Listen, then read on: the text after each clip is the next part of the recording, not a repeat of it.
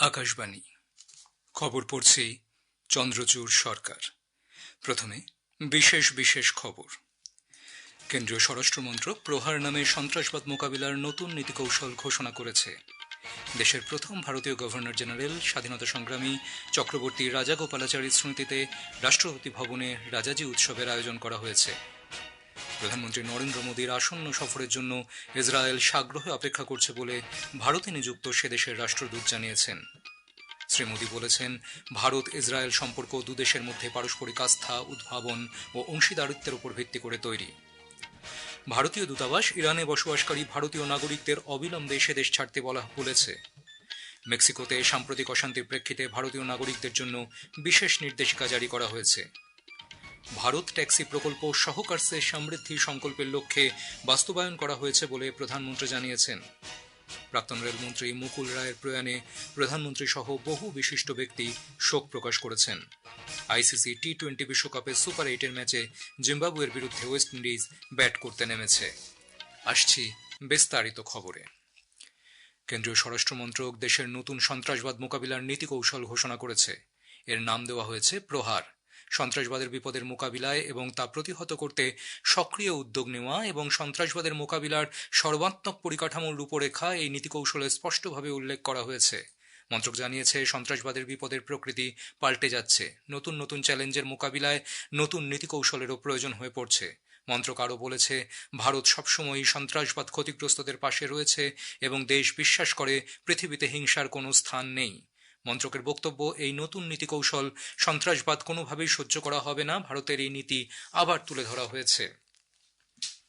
প্রথম ভারতীয় governor general Chakraborty রাজাগোপালাচারীর স্মৃতিতে নতুন দিল্লির রাষ্ট্রপতি ভবনে আজ রাজাজি উৎসব উদযাপিত হচ্ছে। রাষ্ট্রপতি দ্রৌপদী মুর্মু এই উপলক্ষে রাষ্ট্রপতি ভবনে চক্রবর্তী রাজাগোপালাচারীর আবক্ষ মূর্তির আবরণ উন্মোচন করেন। অশোক মণ্ডপের কাছে এডুইন লুটিয়েন্সের মূর্তির জায়গায় রাজাজির এই মূর্তি বসানো হয়েছে। উপরাষ্ট্রপতি সি.পি. রাধাকৃষ্ণন, কেন্দ্রীয় মন্ত্রী জগৎ প্রকাশ নাড্ডা, ডক্টর এস জয়শঙ্কর, ধর্মেন্দ্র প্রধান, গজেন্দ্র সিং শেখাওয়াত, ডক্টর এল মুরুগন এবং চক্রবর্তী রাজাগোপালাচারীর পরিবারের সদস্যরা অনুষ্ঠানে উপস্থিত ছিলেন। অনুষ্ঠানে রাষ্ট্রপতি বলেন, চক্রবর্তী রাজাগোপালাচারী ছিলেন বহুমুখী প্রতিভার অধিকারী। স্বাধীনতা সংগ্রাম, সামাজিক ও অর্থনৈতিক সংস্কার, রাজনীতি ও প্রশাসনিক ব্যবস্থায় তাঁর অবদান অনস্বীকার্য। রাজাজির আদর্শে কাজ করলেই তাঁর প্রতি প্রকৃত শ্রদ্ধা জানানো হবে। দেশের মানুষ রাজাজির জীবন থেকে শিক্ষা নিয়ে রাষ্ট্র প্রথম এই চেতনাকে পাথেয় করে এগিয়ে যাবে।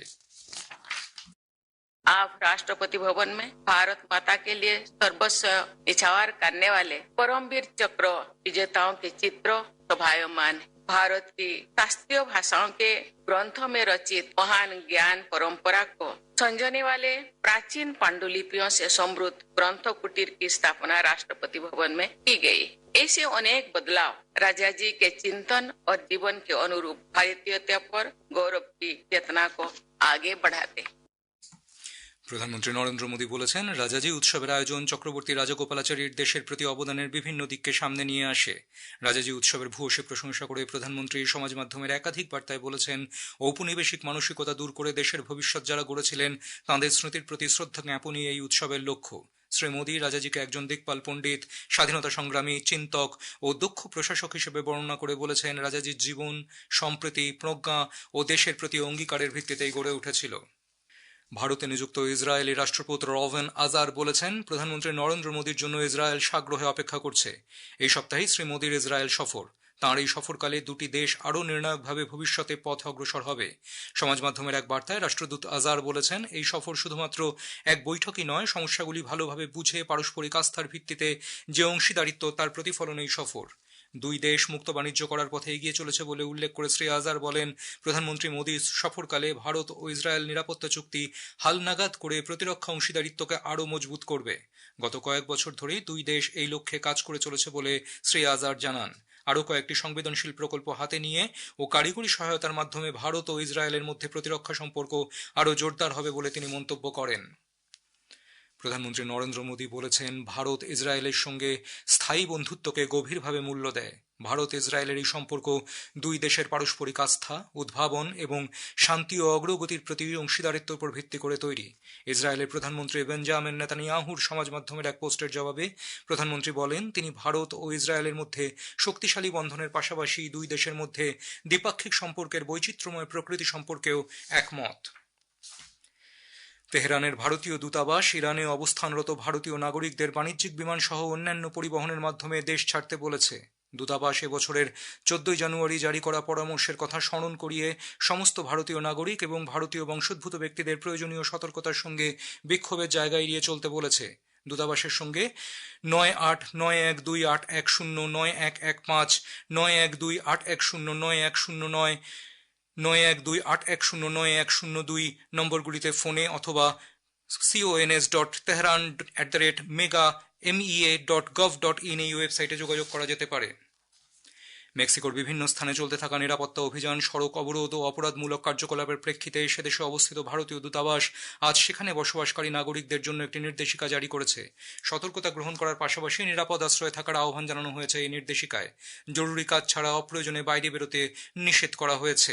সংবাদ মাধ্যমে নজর রাখার পাশাপাশি স্থানীয় কর্তৃপক্ষের নির্দেশ অনুসরণ করার পরামর্শ দেওয়া হয়েছে। খবর শুনছেন আকাশবাণী থেকে।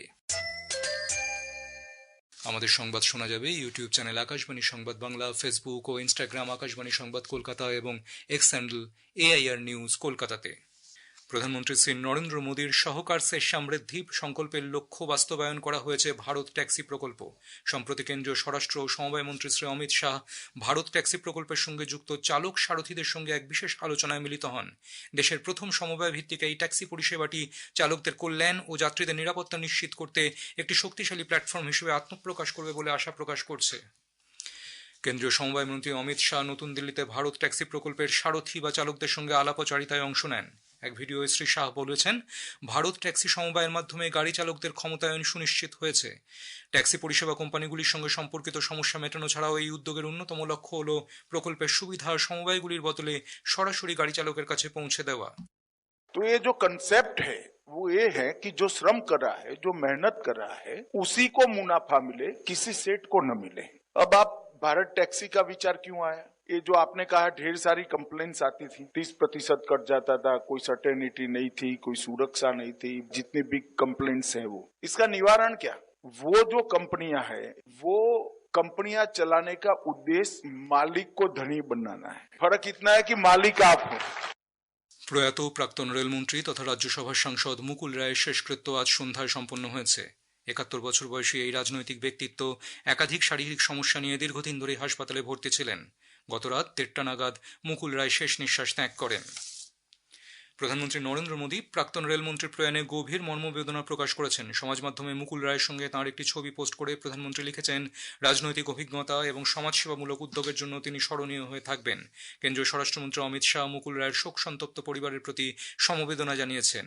মুখ্যমন্ত্রী মমতা ব্যানার্জি সমাজ মাধ্যমে তাঁর শোক বার্তায় লিখেছেন, বাংলার রাজনীতিতে মুকুল রায়ের অবদান এবং সাংগঠনিক দক্ষতা ভোলাল নয়। পশ্চিমবঙ্গ তৃণমূল কংগ্রেস সরকারের বিরুদ্ধে অস্থিরতা, দুর্নীতি ও তোষণের অভিযোগ তুলে আসন্ন নির্বাচনে পশ্চিমবঙ্গবাসীর কাছে সমর্থন চেয়েছেন প্রধানমন্ত্রী নরেন্দ্র মোদী। বিধানসভা ভোটের আগে রাজ্যবাসীর উদ্দেশ্যে লেখা এক খোলা চিঠিতে তিনি গত 11 বছরে কেন্দ্রীয় সরকারের বিভিন্ন প্রকল্প ও সাফল্যের খতিয়ান তুলে ধরার পাশাপাশি রাজ্যের মানুষকে প্রণাম জানিয়ে লিখেছেন, আগামী প্রজন্মের ভবিষ্যৎ কোন পথে এগোবে তা নির্ধারণের সময় এসেছে। গত এক দশকে জনকল্যাণ ও সর্বাঙ্গীন উন্নয়নকে অগ্রাধিকার দেওয়ার কথা উল্লেখ করে প্রধানমন্ত্রী দাবি করেছেন, কৃষক কল্যাণ থেকে যুব সমাজের ক্ষমতায়ন সব ক্ষেত্রেই কেন্দ্র ধারাবাহিকভাবে কাজ করছে। মুম্বাইয়ের ওয়াংখেড়ে স্টেডিয়ামে আজ সন্ধ্যায় টি-20 বিশ্বকাপের সুপার 8 পর্বের ম্যাচে জিম্বাবুয়ে ওয়েস্ট ইন্ডিজের মুখোমুখি হয়েছে। জিম্বাবুয়ে টসে জিতে বোলিং করার সিদ্ধান্ত নিয়েছে। ওয়েস্ট ইন্ডিজ ব্যাট করতে নেমে শেষ খবরে 7.5 ওভারে 2 উইকেট হারিয়ে 92 রান করেছে। শেষ করার আগে খবরের বিশেষ কিছু অংশ আরেকবার। কেন্দ্রীয় স্বরাষ্ট্র মন্ত্রক প্রহার নামে সন্ত্রাসবাদ মোকাবিলার নতুন নীতি কৌশল ঘোষণা করেছে। দেশের প্রথম ভারতীয় গভর্নর জেনারেল স্বাধীনতা সংগ্রামী চক্রবর্তী রাজাগোপালাচারীর স্মৃতিতে রাষ্ট্রপতি ভবনের রাজাজি উৎসবের আয়োজন করা হয়েছে। প্রধানমন্ত্রী নরেন্দ্র মোদীর আসন্ন সফরের জন্য ইসরায়েল সাগ্রহে অপেক্ষা করছে বলে ভারতে নিযুক্ত সে দেশের রাষ্ট্রদূত জানিয়েছেন। প্রাক্তন রেলমন্ত্রী মুকুল রায়ের প্রয়াণে প্রধানমন্ত্রী সহ বহু বিশিষ্ট ব্যক্তি শোক প্রকাশ করেছেন। আইসিসি টি-20 বিশ্বকাপের সুপার 8 ম্যাচে জিম্বাবুয়ের বিরুদ্ধে ওয়েস্ট ইন্ডিজ ব্যাট করতে নেমেছে। খবর শেষ হলো